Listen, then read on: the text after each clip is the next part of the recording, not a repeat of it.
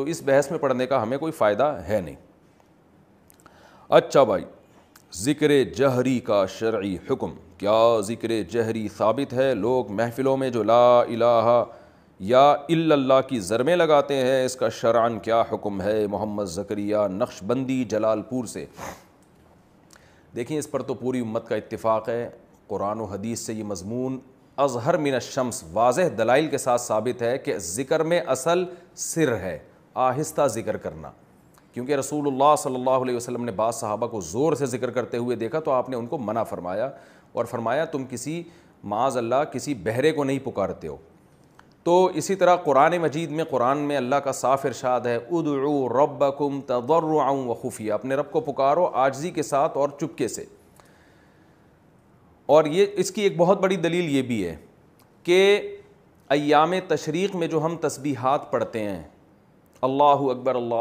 لا الہ الا اللہ اللہ اکبر وللہ الحمد، یہ بلند آواز سے پڑھتے ہیں خلاف قیاس۔ ساری امت کے علماء کہتے ہیں یہ خلاف قیاس ہے، یعنی نبی صلی اللہ علیہ وسلم سے نمازوں کے بعد بلند آواز سے یہ تکبیرات جو ہیں جہراً، یہ بقرعید کے ایام میں ہیں جن کو ایام تشریق کہا جاتا ہے، جیسے ہی وہ ایام تشریق ختم ہوتے ہیں ان میں آپ کو اجازت نہیں ہے کہ آپ جہر کے ساتھ یہ والی یا اس کے علاوہ کوئی بھی تسبیح پڑھیں۔ آپ نمازوں کے بعد بھی پابندی ہے، پورے سال نہیں ہوتی، آپ دیکھ لیں نبی صلی اللہ علیہ وسلم نے نمازوں کے بعد جتنی تکبیرات پڑھی ہیں، تکبیرات سے مراد جو بھی آپ صلی اللہ علیہ وسلم نے وظائف پڑھے وہ سارے سرن پڑھے ہیں، آہستہ پڑھے ہیں، بلند آواز سے نہیں۔ بلند آواز سے صرف خلاف قیاس ان دنوں میں ثابت ہے، جن کو خلاف قیاس کہا جاتا ہے۔ خلاف قیاس کا مطلب یہ ہے کہ شریعت کا عام معمول نہیں ہے یہ، تو اس لیے یہ تو بالکل بے غبار بات ہے کہ ذکر میں افضل یہ ہے کہ آہستہ آواز سے پڑھا جائے۔ البتہ جہر جہاں ثابت ہے وہاں کیا جائے گا، جیسے اذان میں جہر ثابت ہے، زور سے اللہ اکبر پڑھو تاکہ سب لوگوں کو پتہ چلے بھئی نماز کا ٹائم ہو گیا ہے، یا امام تکبیرات زور سے پڑھے تاکہ مقتدیوں کو پتہ چلے کہ جی کب رکوع میں جانا ہے، کب رکوع سے کھڑے ہونا ہے، یا امام کو حکم ہے کہ جی وہ مقتدی کو حکم ہے کہ امام سے اگر غلطی ہو جائے تو زور سے اللہ اکبر کہے۔ تو یہ تو وہ مواقع ہیں جہاں نبی سے ثابت ہے اور آپ صلی اللہ علیہ وسلم نے حکم دیا، اس کے علاوہ ہر جگہ آہستہ ہی ہے۔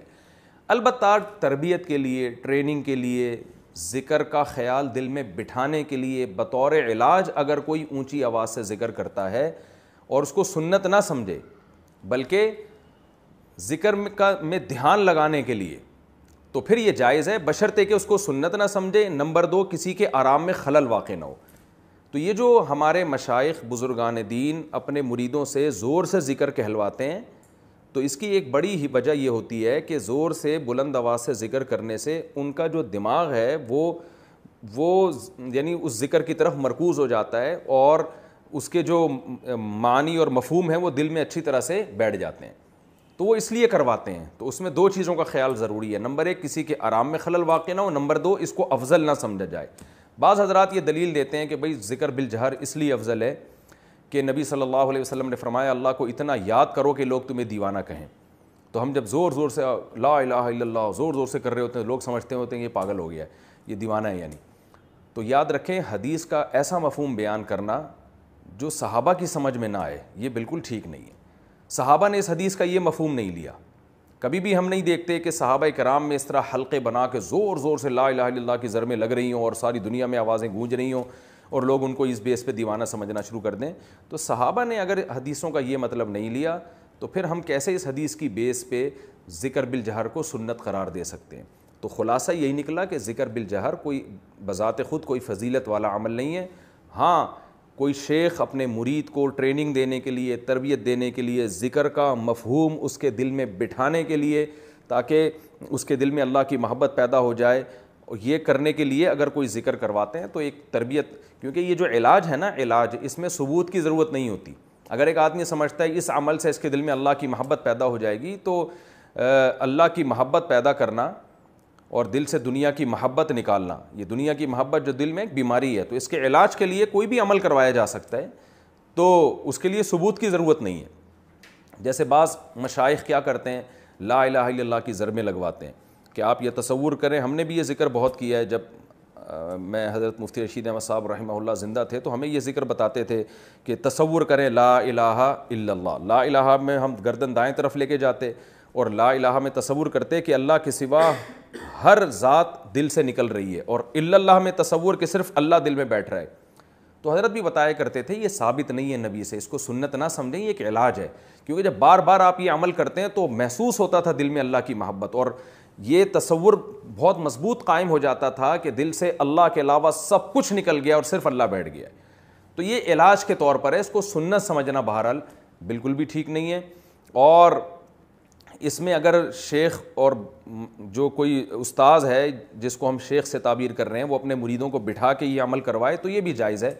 لیکن اس زمانے میں یہ چیزیں بدعت کا ایک ذریعہ بن جاتی ہیں، لوگ یہ فرق نہیں کرتے کہ سنت کیا ہے اور علاج کیا ہے، تو اس لیے بطور تداعی جیسے اعلانات ہوتے ہیں نا آج کل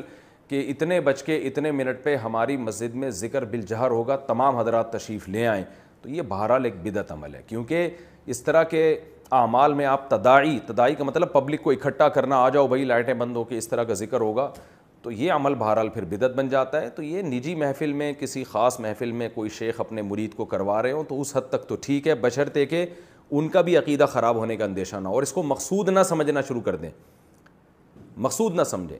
تو اس حد تک تو ٹھیک ہے، اس سے زیادہ جب معاملہ بڑھے گا تو یہ غلط ہو جائے گا۔ اسی طرح مسجدوں میں لائٹیں بند کر کر کے اس طرح زور زور سے کرنے میں یہ خطرہ بہت ہوتا ہے کہ ایک عامی آدمی بیچارہ جب آئے گا مسجد میں، اس کو کیا پتا کہ یہ سنت ہے یا غیر سنت ہے، یہ علاج کے طور پر ایک ٹریننگ ہو رہی ہے، تربیت ہو رہی ہے، وہ تو یہ سمجھے گا کہ یہ سنت عمل ہے، تو اس سے بھی بدعت کی تائید ہوتی ہے۔ تو اس لیے یہ عمل مسجدوں میں بھی میں سمجھتا ہوں کہ یہ ایک رائے ہے میری، مسجدوں میں بھی نہیں کرنا چاہیے، یہ صرف اپنے خاص مریدوں کو جب آپ کہیں ان کو اللہ اللہ سکھا رہے ہوں، ان کے دل میں اللہ کی محبت پیدا کر رہے ہوں تو خاص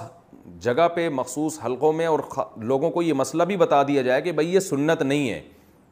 یہ صرف ایک ہم آپ کے دل میں اللہ کی محبت بٹھانے کے لیے ایک عمل کروایا جا رہا ہے جس کو تصوف کی اصطلاح میں شغل کہا جاتا ہے، ایک شغل ہے جو کروایا جا رہا ہے، اور جب یہ ایک اللہ کی محبت دل میں پیدا ہوگی، قرار حاصل ہو جائے گا تو یہ عمل چھڑوا دیا جائے گا۔ تو اتنی پابندیوں کے ساتھ اگر یہ ہوتا ہے تو پھر تو گنجائش ہے اس کی، لیکن آج کل ہم نے دیکھا ہے کہ اعلانات ہوتے ہیں بھئی حضرات تمام حضرات تشریف لے آئیں، اتنے بج کے اتنے منٹ پہ ذکر بالجہر کی محفل لگے گی، سب لوگ آ رہے ہوتے ہیں، پھر ہا ہو پھر ایک شور و غل ہوتا ہے اور ذکر بھی جہر بھی مفرط ہوتا ہے، یعنی بہت زور زور سے چیخ رہے ہوتے ہیں، بعض مسجدوں میں تو لاؤڈ اسپیکر بھی آن کر دیا جاتا ہے، محلے والوں کو بھی سنا رہے ہوتے ہیں۔ اس عمل کے بدعت ہونے میں دو رائے نہیں ہو سکتی۔ صحابی رسول نے ایک دفعہ دیکھا لوگ اس طرح حلقے بنا کے مسجد میں زور زور سے ذکر کر رہے ہیں، تو غالباً عبداللہ بن عباس رضی اللہ تعالیٰ عنہ تھے، نابینا ہو گئے تھے، انہوں نے فرمایا کہ پتھر دو اٹھا کے میں ان کو ماروں، کیونکہ نبی کے دنیا سے جانے کے فوراً بعد انہوں نے یہ عمل ایجاد کر لیا ہے۔ تو اس میں بہت احتیاط کی ضرورت ہے، ایسا کوئی عمل نہ کیا جائے جو بدعت کی طرف آپ کو لے کر جائے، اور یہ بھی ضروری ہے کہ جس شیخ کے کہنے پر آپ یہ کام کر رہے ہیں وہ متبع سنت ہو، ورنہ بعض جگہ ہم نے دیکھا ہے کہ ذکر پہ تو بڑا زور ہے، وہ ہو ہا چیخیں لگ رہی ہیں اور عمل زیرو ہے، نہ نماز کی پابندی ہے، نہ داڑھی رکھتے ہیں، نہ سود خور سود چھوڑنے کے لیے تیار ہے، کبیرہ گناہوں کے مرتکب ہوتے ہیں لوگ، اور ان کو یہ عمل کروا کے یہ سمجھا جاتا ہے کہ وہ بہت بڑے بزرگ بن گئے اور ان کے دل میں اللہ کی محبت کے انوارات پھوٹنا شروع ہو گئے ہیں۔ تو یہ سب شیطان کے دھوکے ہوں گے، اور شیطان جو ہے نا اپنے چیلوں کو اسی طرح سے کچھ چند اعمال کروا کے خوش کر لیتا ہے۔ الذین ضل سعیہم فی الحیاۃ الدنیا وہم یحسبون انہم یحسنون صنعا، یہ وہ لوگ سمجھتے ہیں کہ ہم اچھا عمل کر رہے ہیں، حالانکہ ان کا عمل برباد ہو رہا ہوتا ہے۔ تو بات لمبی ہو گئی، خلاصہ میں بیان کر دیتا ہوں کہ ذکر میں پہلا پوائنٹ، ذکر میں اصل جہر نہیں ہے بلکہ آہستہ ذکر کرنا، یہ افضل عمل ہے۔ نمبر دو، جہر اس وقت ہے جب تربیت کے لیے ہو اور اس کو پراپر سنت یا افضل نہ سمجھا جائے، اور ایسا جہر نہ ہو جس سے لوگوں کے آرام میں خلل واقع ہو رہا ہو۔ تیسری چیز، اجتماعی طور پر یہ کام کرنا، اگر ایک خاص شیخ اپنے مریدوں کو تربیت کے لیے بٹھا کر اجتماعی سطح پہ یہ کروا رہا ہے، کوئی شیخ بزرگ کروا رہے ہیں، اور یہ عقیدہ بھی ہو کہ یہ سنت نہیں ہے اور یہ مقصود نہیں ہے، تو اس کی گنجائش ہے، لیکن اعلیٰ